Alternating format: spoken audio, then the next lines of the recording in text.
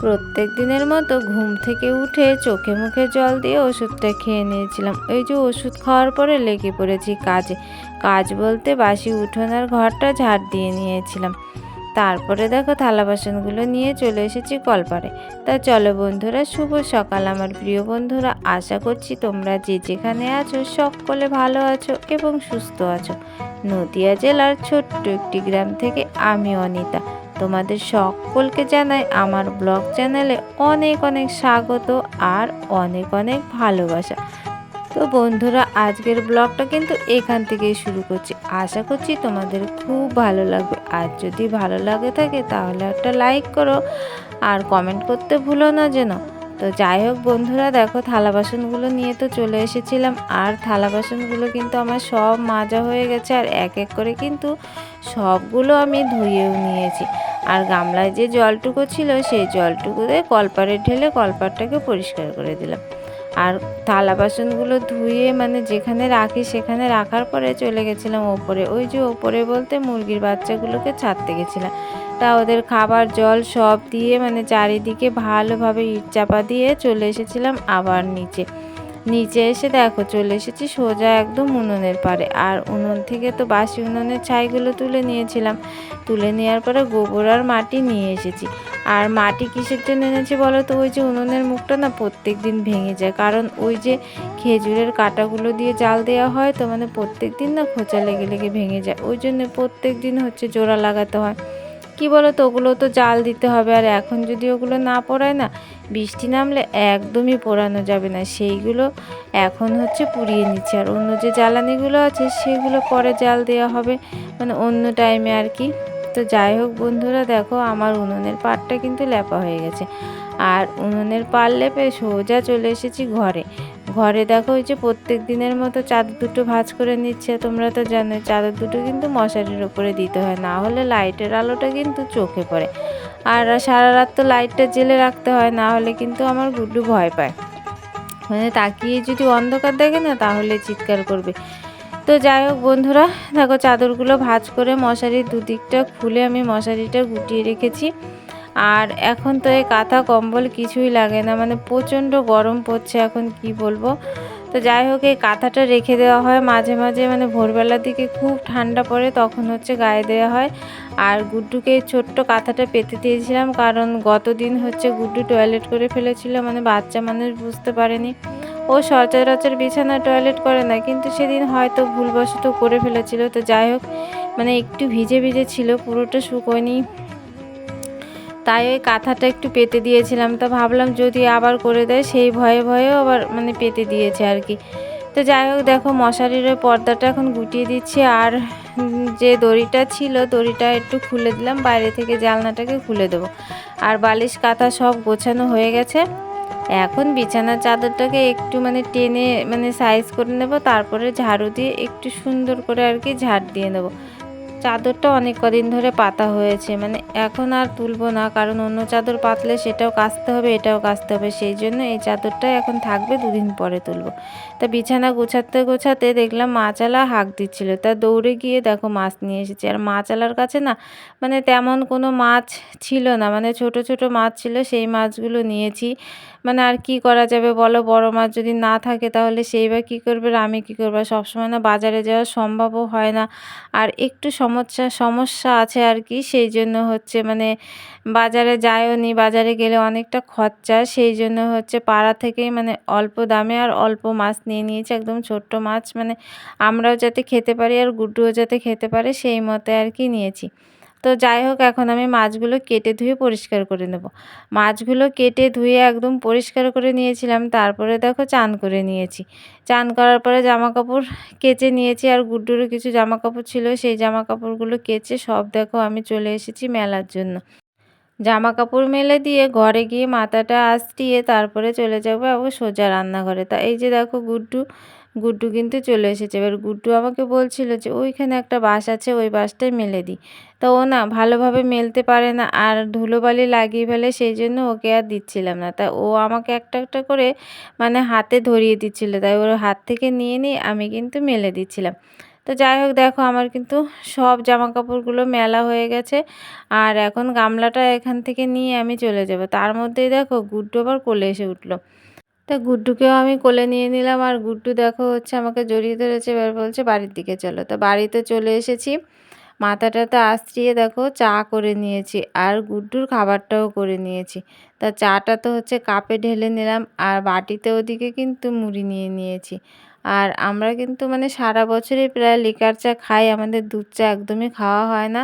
মানে মার খুব গ্যাসের প্রবলেম, তো সেই জন্য হচ্ছে আমাদের দুধ চা একদমই হয় না। আর গুড্ডুর জন্য একটু ম্যাগি রান্না করেছি। চা খেয়ে চায়ের বাটি কাপ সবগুলো ধুয়ে নিয়েছিলাম, তারপরে দেখো হাঁড়িতে মাটি লেপতে চলে এসেছি।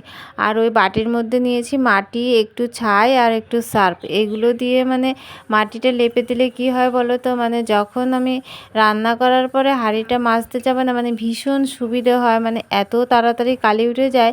তা কি বলবো তোমাদের, মানে আমি এর আগের দিন হচ্ছে এগুলো ছাড়া হচ্ছে মাটি লেপেছিলাম, মানে এতটা কষ্ট হয়েছে মানে হাঁড়ির ওই মাটিটা তুলতে।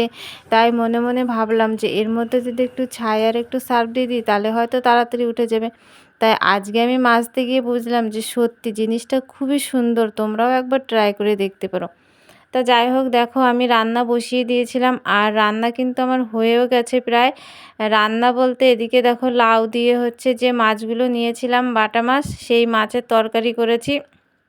আর তরকারি কিছু আলাদা করিনি, গুড্ডু আমাদের তরকারি একসাথেই করেছি, মানে একটু ঝাল কম দিয়েছি আর কি। তা তরকারিটা তো আমার হয়ে গেছে, তরকারিটা আমি গামলায় এখন নামিয়ে নিয়েছি। এটা রেখে দিয়ে এখন আর একটা তরকারি আছে সেটা করে নেব। এখন রান্না করব হচ্ছে আলু, বেগুন, পেঁয়াজ আর একটা উচ্ছে দিয়েছিলাম, সেই দিয়ে হচ্ছে চচ্চড়ি মতো। তা পেঁয়াজগুলো আমি তেলের ওপর দিয়ে একটু ভালো করে ভাজা ভাজা করে নিয়েছি, তারপরে দেখো সবজিগুলোকে দিয়ে দিয়েছি। আর এই সবজির মধ্যে এখন নুন, হলুদ মানে এগুলো দিয়ে একটু ঢেকে দেবো, তারপরে ভালো করে নাড়াচাড়া করে মানে একটু ভাজা ভাজা হলে আর কি নামিয়ে নেব। তা চলো আমি রান্নাবান্নাটা কমপ্লিট করে নিই এখন। আজকে রান্না বলতে এই, আর তেমন কিছু করিনি, আর প্রত্যেক দিন তো আমরা তেমন কিছু করিও না, মানে মোটামুটি একদম সাধারণ ঘরোয়া খাবার খাই আর কি। মানে যেমন জোগাড় করতে পারবো তেমনই তো খাবো বলো। মন চাইলেও হয়তো সব সময় মানে হয় না যে একটু ভালো মন্দ খাওয়ার জন্য। রান্নাবান্না শেষ হওয়ার পর একটুখানা বসেছিলাম গাছতলায়, ভাবলাম একটুখানা যখন বসবো তাহলে ওপর থেকে মুরগিগুলো এনে এখানে ছেড়ে দিই। তা ওখানে বসে বসে পাহারা দিচ্ছিলাম মুরগিগুলো, তারই মধ্যে গুড্ডু এসে আমার কোলে বসলো। আর ওর সাথে একটু গল্প করতে করতে না কোথা থেকে হঠাৎ করে একটা বেজি এসে একটা মুরগির বাচ্চা মেরে দিল। ছিলই মাত্র 4টে, তার মধ্যে আবার একটা মেরে দিল। মনটা এতটা খারাপ কি বলবো তোমাদের, মানে বলে বোঝাতে পারছি না। আর আমার ছেলে তো ভীষণই কান্না করতে শুরু করে দিয়েছে, মানে এত জোরে তাড়া দিয়েছি বেজিটাকে, আমার ছেলে ভেবেছে বাচ্চাটাকে মানে আমিই মেরে ফেলেছি। ও শুধু আমাকে বারবার বলে যাচ্ছে মানে বাচ্চাটাকে তুমি মেরে ফেললে, আর বাচ্চাটা এমন ছটফট করছিল, গুড্ডু সেইগুলো দেখে আরও জোরে জোরে কান্না করছিল। তা মানে কি বলবো বলো তো, মানে নিজের এতটা খারাপ লাগছে মানে বলার মতো না, যে ওপরে যদি থাকতো তাও হয়তো বাচ্চাটা জ্যান্ত থাকতো, মানে একটু ভালো করতে গিয়ে না সব খারাপ হয়ে গেল। তো মনটা ভীষণ খারাপ, মানে কি বলবো, সেই খারাপের মধ্য দিয়েই আর কি একটু খাওয়া দাওয়া করে নিয়েছিলাম। খাওয়া দাওয়া করার পরে দেখো থালা বাসনগুলো নিয়ে চলে এসেছি কলপারে, মানে কাজ করতে তো একটু মন চাচ্ছে না, মানে কি বলবো তোমাদের আমি বলে বোঝাতে পারছি না। তো দেখো আমি থালা বাসনগুলো মেজে নিয়েছি, আর আজকে যখন ভাতের হাঁড়িটা মাজছিলাম মানে এত সুন্দর কালিটা উঠে গেছিলো কি বলবো, মানে একটুও কালি লেগেছিল না, মানে খুব সুন্দর মাজা হয়েছে আর কি। তা থালা বাসনগুলো মাজার পরে আমি গুড্ডুকে ঘুম পাড়িয়ে দিয়েছিলাম, আর গুড্ডুকে ঘুম পাড়ানোর পরে দেখছো কলপারে আজকে নিশ্চয়ই একটা নতুন কিছু দেখছো, ওই যে কুমড়ো গাছগুলো ওখানে হয়েছে তার দেখো একটা বড় মাচা করেছি। আর গুড্ডুকে ঘুম পাড়ানোর পরে কিন্তু এই জিনিসটা হয়েছে, মানে আমি আর মা দুজনে মিলে এই জিনিসটা করলাম, একটু উঁচু করে দিয়েছে আর কি যাতে ওর মধ্যে দিয়ে চলাফেরা করা যায়।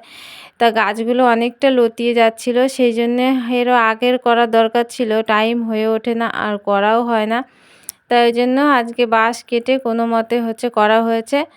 পুরো মাচাটা কালকে তোমাদের দেখাবো যে মানে কিভাবে কি করেছে, আর গাছগুলো মাচায় তোলা হয়নি, কালকে তুলে দেবো। তো ওটা কমপ্লিট করার পরে দেখো মানে শাবল, দা, কাঁচি যা ছিল সব কিছু ঘরে রেখে এসেছি, তারপরে দেখো ঝাঁটাটা নিয়ে চলে গেছিলাম ঝাড় দিতে।